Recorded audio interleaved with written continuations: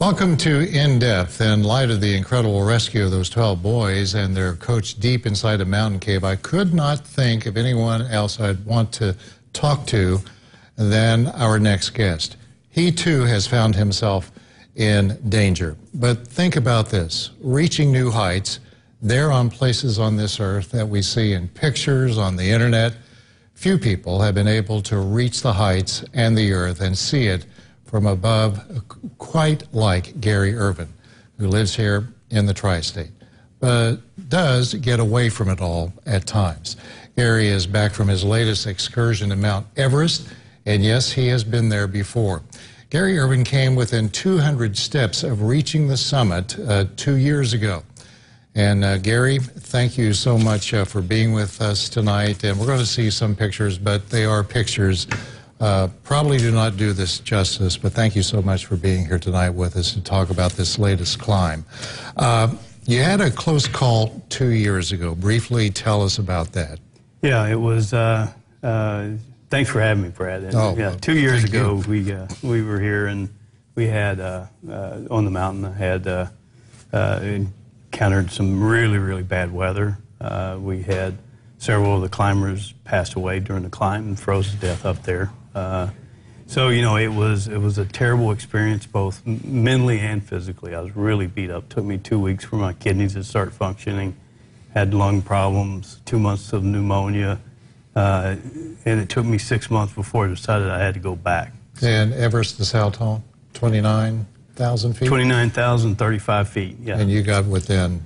I was at the south summit, a couple hundred yards.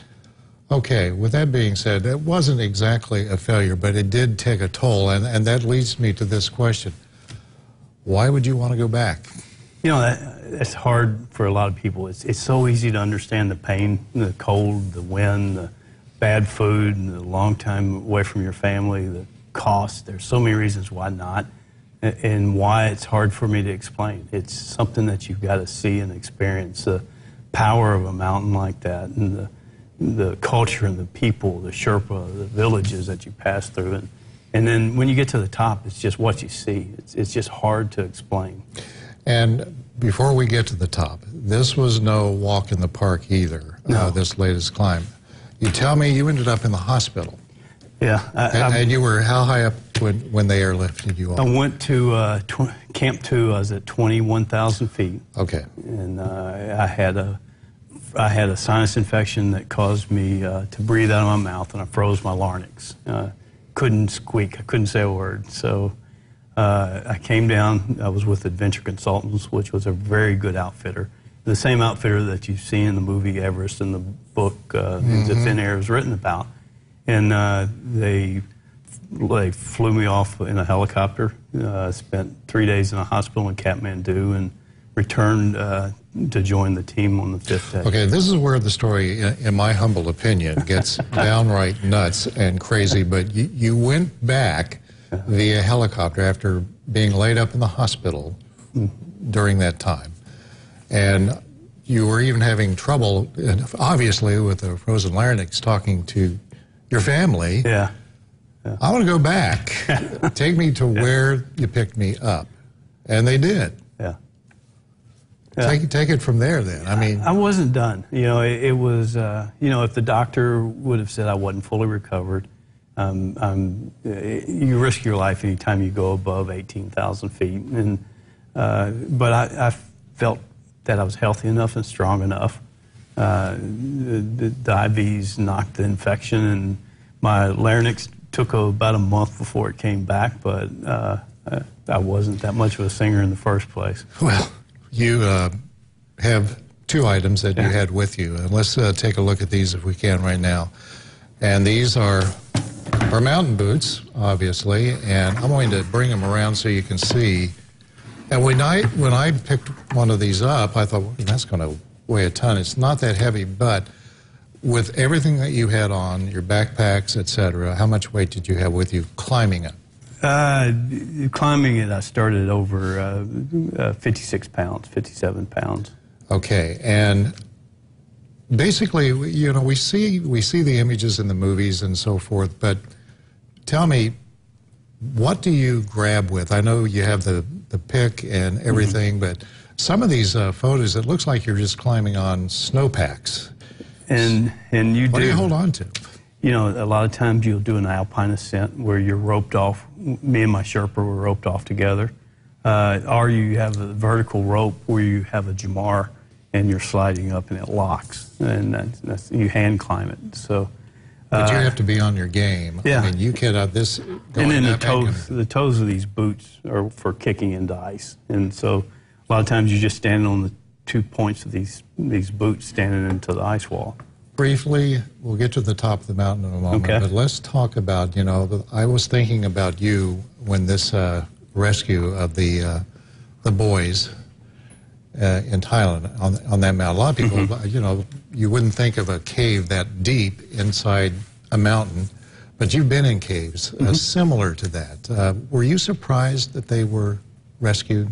Yeah, they were so far back, and my hat goes off to the 2 British cave divers that got back that far to find them, and for them to survive like they did, and the unfortunate part about the one diver that lost his life, but for all of those children that couldn't swim, low on oxygen, weak, and the teacher to get out of there was just remarkable.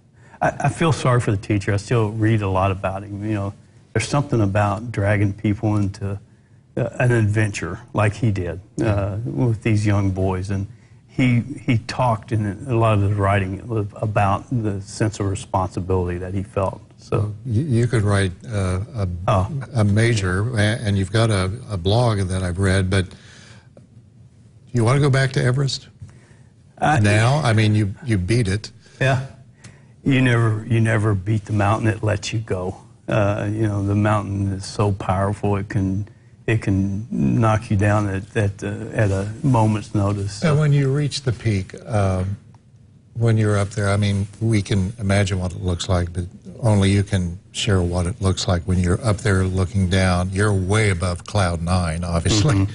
But describe that for me. It's almost too hard to put in words. You got the violence of the wind and the cold, and at the same time you have the beauty of the upper atmosphere that you're in, and the brightness of the snow with the sun bouncing off of it. It's hard to describe the beauty and the power of something like that. How much oxygen was up there at the time? Well, when you reached the peak, you were up there about 20 minutes. You've got a third of the atmosphere, which is there's 21% oxygen, so you got 7% oxygen at that altitude.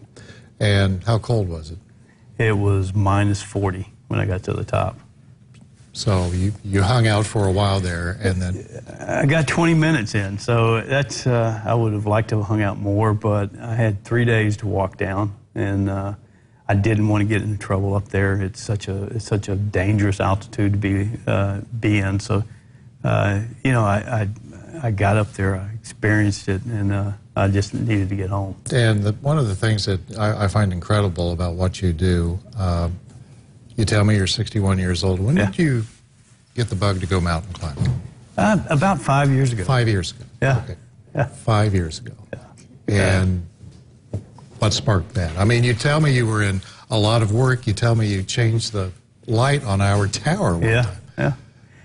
I had 2 sons that were graduating college and high school, and I just did it as a bonding trip with my 2 boys that I hadn't seen in quite a while because they were in college, and I decided to take them to Africa. We climbed Kilimanjaro, and it's just called to me ever since I did that. Well, that is an incredible feat when you think about what you've done, and you're heading where now? I'm trying to climb the 7 summits, the 7 major summits, and this Everest makes 4 of them. I've got 3 left, and I go to Antarctica in January to climb Vincent Massive. And how tall is that? It's not real tall, but it's in there. It's 16,000. 16,000, a mere 16,000 feet. But it's really cold, and it's kind of difficult to get to. So, and it'll be a different experience. We have to pull a sled and carry a lot more weight, over 100 pounds. Enjoy. And thank you. Stay safe, Gary. I will. We really appreciate you being here tonight. I'm glad you came back. You look great. Yeah. I'd never know Yeah. what you've been through. Thank you so much. Thank you.